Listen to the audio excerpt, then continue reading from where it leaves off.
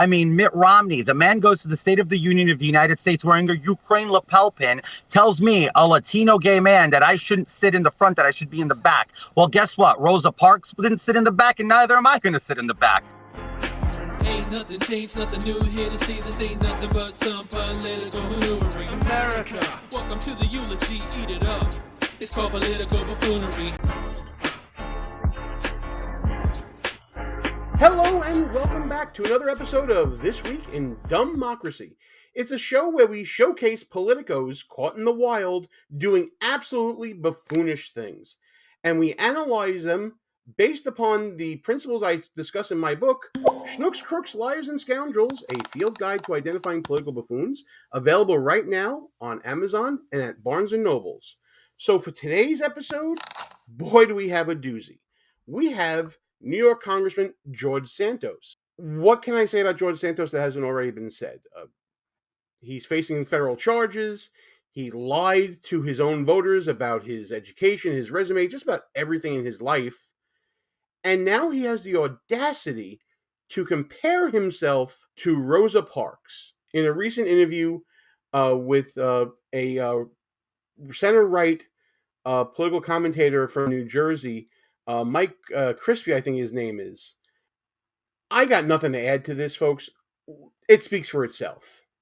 They come for me, I go right back for them, because I think for far too long they've gotten away with getting along to get along. So no, it's not going to stay that way anymore. I'm going to call them out. You want to call me a liar? I'll call you a sellout. I mean, Mitt Romney, the man goes to the State of the Union of the United States wearing a Ukraine lapel pin, tells me, a Latino gay man, that I shouldn't sit in the front, that I should be in the back. Well, guess what? Rosa Parks didn't sit in the back, and neither am I going to sit in the back. That's just the reality of how it works. Mitt Romney lives in a very different world, and he needs to buckle up, because it's going to be a bumpy ride for him.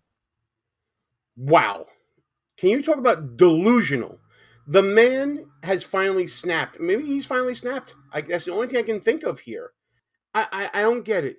You lie to the voters to try to get elected. You lie about your education. You lie about your employment history. You lie about who you are. You fool everybody. You fool the Nassau County GOP on Long Island to be able to run. And now you're up on charges. You're the pariah of politics, not only in New York, but in Washington, D.C. Not even your own party supports you at this point. And you have the gall, you have the audacity to compare yourself to Rosa Parks. How dare you? This is absolutely ridiculous. Like what you see so far? Go ahead and smash that thumbs up button. Also, leave us a comment and tell us what you're thinking. And don't forget to subscribe so you never miss another show. So for those of you who don't know the sordid tale of George Santos, let's run through this man's political career. We have an article here from NBC News, a timeline of Representative George Santos' fabrications and controversy. Let's get right down to it, shall we? Back in November of 2020, he first ran for Congress, and he lost to Tom Suozzi and conceded 2 weeks later. By the way, what's not going to be in this timeline? Between November of 2020 and throughout his run in 2022, he kept on contacting me and every other podcaster and reporter to always do interviews. He had a massive press operation, always wanted to get his message out there.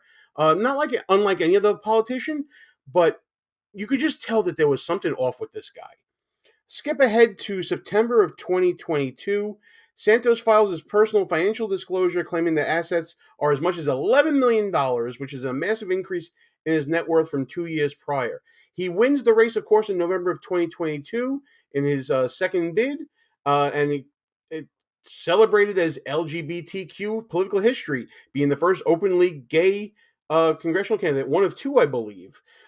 And then it all comes crashing down because a few weeks later, Santos addresses the Republican Jewish coalition, saying his election means that there will now be 3 Jewish Republicans, but I don't believe that he is Jewish at all. In an interview later on, he says that he lost 4 employees in the Pulse nightclub shooting. New York Times later reported that none of the 49 victims appear to have worked at any of the firms that he said he worked for. And then in December, it all starts coming out. The New York Times reports that Santos lied about his resume and his lawyer dismisses the story, saying that it's done by enemies, typical left-wing hit job and all that. But it turns out it's true. Even representatives of Baruch and New York University, NYU, where he says that he obtained his degree, said that they have no record of his attendance. It just keeps going from there. Santos's grandparents did not flee the Holocaust, according to the Forward, even though his campaign website claimed at the time that his parents fled persecution in Ukraine. This is absolutely crazy, folks. If it wasn't all down and documented, you wouldn't believe it. This is the definition, ladies and gentlemen, of a politically radioactive individual. This is a guy who's an egomaniac who basically gets caught in every lie and takes down not only himself, but everybody else around him. This is someone who is completely bereft of credibility, has squandered all goodwill, all benefit of the doubt. You know, there's a saying in the law, falsus in uno, falsus in omnibus. If you lie about one thing, how can we believe anything you say? And with George Santos, it's not just one lie. We see continuing here in December 2022, the Attorney General's office says that they're looking into a number of issues surrounding him. Santos admits to having embellished his resume, and it just cascades down. There's so much I can't even talk about it all here. Brazilian law enforcement authorities intend to revive fraud charges against him. The Campaign Legal Center files a complaint with the FEC, which ultimately leads to the federal charges of fraud and campaign finance violations. And this guy is in Congress because there's such a slim majority for the Republicans that they probably can't afford to lose him. Nobody's publicly supporting him, but they can't afford to lose the man because they need that vote.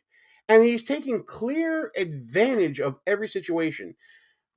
I don't want to mince any more words. This guy is the worst of the worst. I can't freaking stand him. I get irrationally angry just talking about him.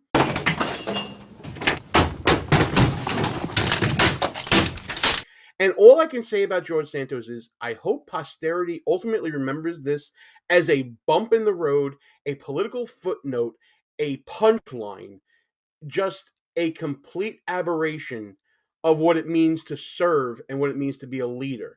This guy's a charlatan, a fraud. It's coming out in the wash. It's already been admitted. As much as he says, I'm not a fraud, I'm not a fake, I've made some mistakes, whatever the case may be, when you lie about your resume, your education, who you are, what your grandparents did, you're a complete and total buffoon. There's no reason for me to keep investing any sort of attention for you anymore, except to point out to everyone what a buffoon you are. So that's going to do it for this episode, folks. Short, sweet, to the point. I hope you enjoyed what you saw here. If you did, please like the video, share it with your friends, leave us a comment, tell us what you think, and of course, subscribe to the channel. We're going to keep on doing this stuff. The response from you guys has been tremendous. I love that you're on this journey with me, looking at all these political buffoons, and I hope that you continue the next time we look at more buffoonery this week in DUMBmocracy. All views and opinions expressed here are not necessarily of the mainstream media and may offend some listeners. It's called political buffoonery.